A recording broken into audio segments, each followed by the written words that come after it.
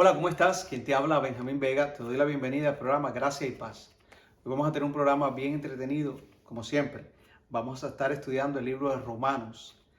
Recuérdate que el canal de nosotros es un canal diseñado para estudiar la palabra.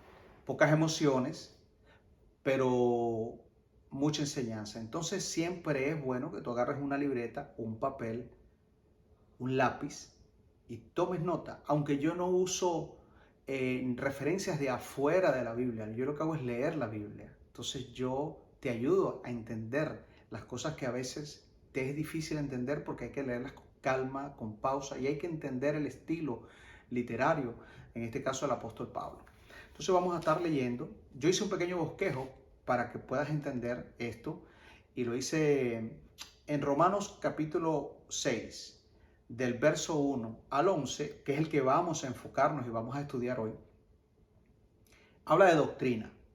Pero antes de eso, vamos a dar un recorrido por el capítulo, por el verso 12 y el 16, donde él usa ciertas exhortaciones para el creyente, para vivir una vida de acuerdo a lo que ya él explicó antes en los 11 primeros versos. Luego el 17 al 22 es donde el apóstol Pablo hace como una pequeña reafirmación o un recuento de lo que ya él explicó en los primeros 11 versículos.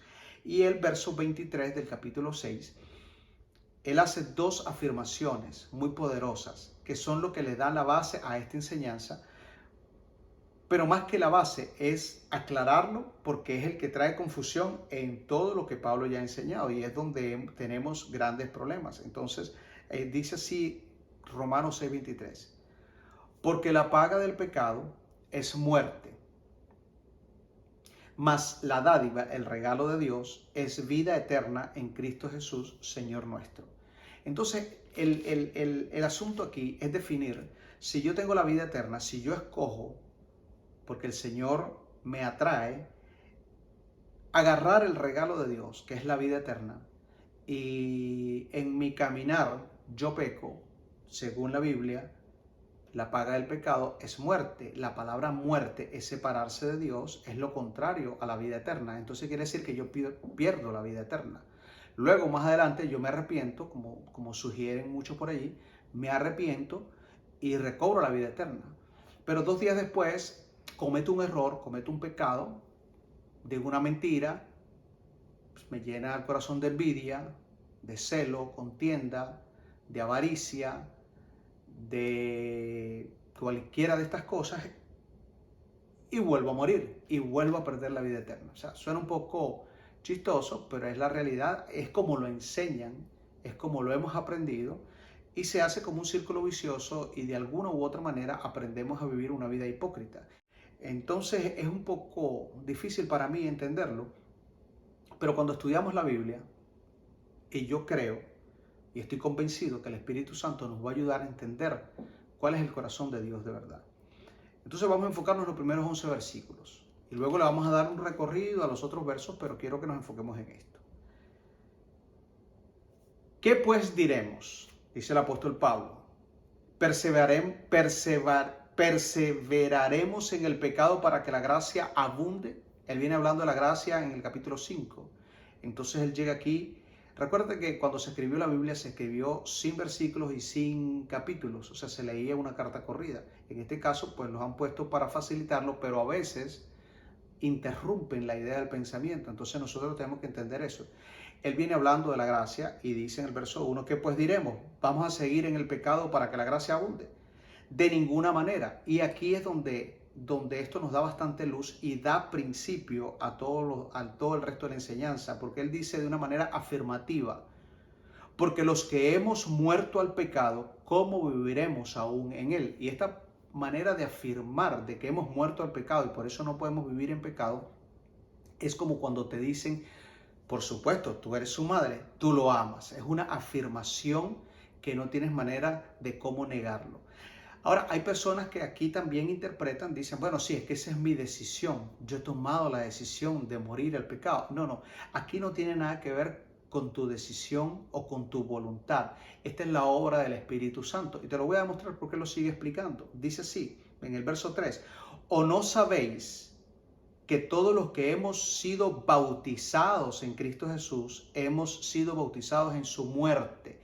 La palabra bautismo es sumergirse, no es el bautismo en agua, es sumergirse, es quedar cubierto por él.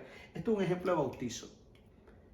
¿Ves esto? Este eres tú, este es Cristo y tú estás bautizado. Tú estás sumergido en él. No te notas, aquí quien se mira es Cristo, o en este caso la muerte de Cristo, pero tú estás adentro. Entonces, esto es ser bautizado. Entonces él dice, te lo voy a repetir, ¿o no sabéis que todos los que hemos sido bautizados en Cristo, hemos sido bautizados en su muerte? Y quiero que entiendas el énfasis que va a poner el apóstol Pablo en la palabra muerte. Dice, porque somos sepultados juntamente con él, con Cristo, para muerte por el bautismo, a fin de que como Cristo resucitó de los muertos por la gloria del Padre, así también nosotros andemos en vida nueva. Entonces él enfatiza que hemos muerto para que andemos en vida nueva. Esto tampoco es voluntad, esto es el nuevo nacimiento. Esto no es voluntad de carne ni de sangre, sino del Espíritu. Hemos nacido del Espíritu, hemos nacido de arriba, hemos nacido de nuevo. Dice Jesús, lo que es nacido de carne, carne es. Pero lo que es nacido del Espíritu es Espíritu. Nosotros somos Espíritu. Estamos en el Espíritu. Andar en el Espíritu no es una decisión tampoco mía. Ay, yo quiero hoy andar en el Espíritu, yo quiero andar en la carne. No, no. Tú eres un Espíritu, tú andas en el Espíritu. Entonces, dice en el verso 5, porque fuimos plantados juntamente con Él en la semejanza de su muerte. Escucha bien el énfasis que el apóstol está haciendo, porque Él va a ir a un punto. Así también lo seremos en la de la resurrección. Entonces hemos resucitado juntamente con Cristo. Fuimos sepultados en su muerte, fuimos bautizados en su muerte. Asimismo vamos a resucitar con Jesús. Verso 6. Sabiendo esto, que nuestro viejo hombre fue crucificado juntamente con él, para que el cuerpo del pecado sea destruido a fin de que no sirvamos más al pecado. 7. Porque el que ha muerto, otra vez, el que ha muerto, o sea, nosotros, ya Él nos ha dicho tantas veces que hemos sido identificados con la muerte de Jesús, que estamos muertos, el Espíritu Santo nos mató. 7. Porque el que ha muerto ha sido justificado del pecado, o sea, la palabra justificación es declarado justo, declarado libre del pecado, inocente. Puedes ir al video donde yo hablo de la justificación para que tengas más claridad sobre el tema. Verso 8. Y si morimos con Cristo, nuevamente, si morimos con Cristo, creemos por fe. Esto se recibe por fe. Esto es fe. Creemos que también viviremos con Él. Entonces tú y yo creemos, yo creo que he muerto con Cristo y yo vivo con Él. Sabiendo, ahora yo estoy convencido de esto, sabiendo que Cristo, habiendo resucitado de entre los muertos, ya no muere más, la muerte no se enseñorea más de él, porque en cuanto murió al pecado, murió una vez por todas, mas cuanto vive, para Dios vive. Entonces el verso 11 dice así, así también tú y yo, o sea, vosotros, consideraos, piensa de ti como muerto al pecado. Mira, por eso él viene haciendo énfasis en la muerte, porque él aquí al final te va a decir, así también tú tienes que pensar que tú moriste al pecado, pero ahora estás vivo para Dios en Cristo Jesús, Señor nuestro. Ahora, no sé si tienes la claridad suficiente para entender que tú moriste y ahora tú no puedes, el pecado no te puede matar, porque tú estás muerto para el pecado, estás vivo para Dios. Pero ahora el pecado no te puede matar. Entonces fíjate como lo explica el apóstol Pablo, Efesios capítulo 2, del verso 4 al 10, lo dice de esta manera. Pero Dios, que es rico en misericordia, por su gran amor con el que nos amó, aun estando nosotros muertos en pecados, nos dio vida juntamente con Cristo. Por gracia sois salvos. Y juntamente con Él nos resucitó. Asimismo nos hizo sentar en lugares celestiales con Cristo Jesús. Y quiero hacer una pausa aquí. ¿Cómo Cristo nos puede hacer sentarnos en lugares celestiales juntamente con Él y mañana tú pecas y mueres? ¿Un muerto sentado al lado de Cristo? ¿O será que te quitan de la silla? No, es que no mueres porque tienes la vida eterna. Ya tú estás por arriba del pecado. Nada te puede separar del amor de Dios. O sea, eso nos lo tenemos que meter muy profundo en la cabeza. Para mostrar en los siglos venideros las abundantes riquezas de su gracia en su bondad para con nosotros en Cristo Jesús, porque por gracia sois salvos por medio de la fe, y esto no de vosotros, pues es un don de Dios, no por obras para que nadie se gloríe, porque somos hechura suya, creados en Cristo Jesús para buenas obras, las cuales Dios preparó de antemano para que anduviésemos en ellas. Entonces, quiere decir que estamos vivos para Dios, muertos para el pecado. Antes estábamos vivos para el pecado, pero estábamos muertos para Dios. Así que te tienes que considerar vivo para Dios, muerto para el pecado. Que cometes errores, pero el pecado no te puede matar. Tú estás por arriba del pecado porque tú para el pecado estás muerto. Tú estás vivo para el Señor. Tú has resucitado, has nacido de nuevo, tú has nacido del Espíritu y estás sentado en lugares celestiales, reinando juntamente con el Señor.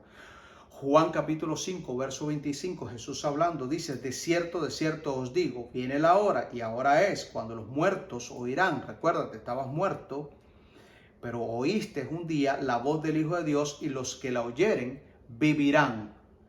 Juan capítulo 8, verso 24 dice, por esto os dije que moriréis en vuestros pecados, porque si no crees que yo soy, en tus pecados vas a morir. La clave es creer. Una vez que tú crees, naces de nuevo, naces del Espíritu, naces de arriba, te sientas en lugares celestiales y te vas por arriba del pecado, donde el pecado ya no te puede matar ni separarte del Señor. Ahora quiero culminar, para ir cerrando esto, leyéndote el resto del capítulo 6, para que ya entendiste esto. Ahora quiero que comprendas los otros versos.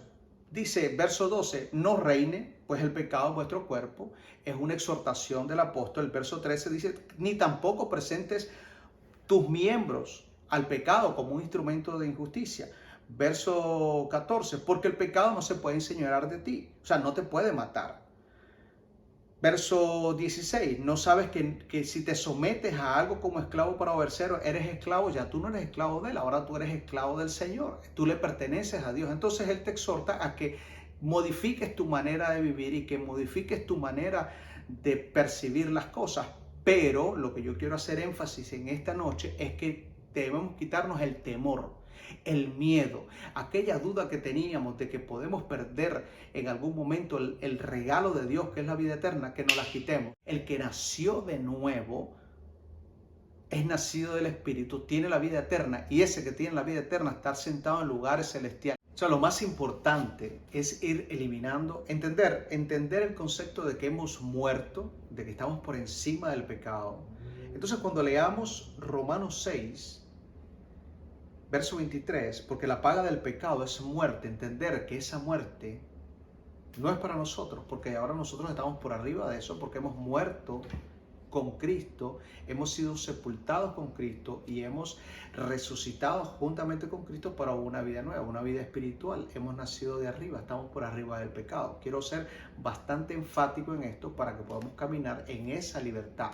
Jesús dijo, el que el Hijo del Hombre libertare será verdaderamente libre. El Señor dijo, venid a mí los que están cargados y cansados, y yo los voy a hacer descansar. Entonces la religión pone carga, la religión pone ataduras. La palabra de Dios te hace libre. Entonces no podemos caminar en temor de perder lo que el Señor nos ha dado, el regalo de la vida eterna. Abraza la vida eterna. ¿Qué estoy diciendo? ¿Promoviendo una vida desordenada? No. Lee Romanos 6, 12 al 16, donde hay exhortaciones para no hacer cosas y vivir de una manera. El Señor también nos insta a vivir dando frutos de esta vida espiritual que tenemos y no en las obras de esta carne donde también estamos encerrados. Entonces, poco a poco vamos a ir entendiendo y aprendiendo cuál es la voluntad de Dios para nuestras vidas. Así que gracias por haberme acompañado en este día. Gracia y paz para ti y para los tuyos. Te declaro bendecido con toda bendición espiritual. Te veo en el próximo video. Escríbeme, dame un like, comparte el video con otras personas. Siéntate con otras personas con una Biblia y dile, mira lo que está diciendo. Vamos a estudiarlo. Vamos a analizar lo que esta persona está diciendo. Y el Espíritu de Dios va a dar testimonio de las palabras que yo estoy hablando porque está en su Escritura. Te veo en el próximo video.